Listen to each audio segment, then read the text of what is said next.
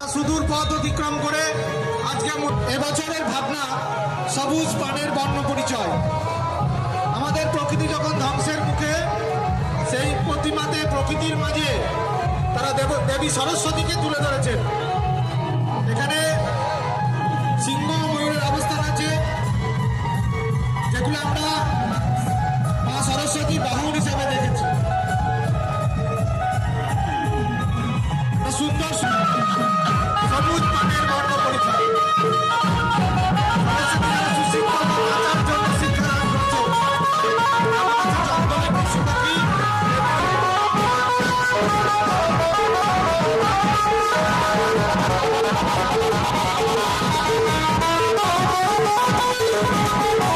হঠাৎ সঙ্গের প্রতিমাকে পোড়াগাছা সেন্ট্রাল কমিটির পক্ষ থেকে বিশেষ সম্মানে পুরস্কৃত করা হবে।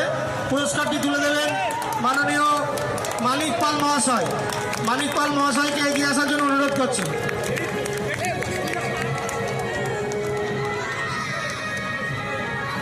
আমরা আবারও পোড়াগাছা সেন্ট্রাল কমিটির পক্ষ থেকে ধন্যবাদ জানাই মামনপাড়া হঠাৎ সঙ্গে।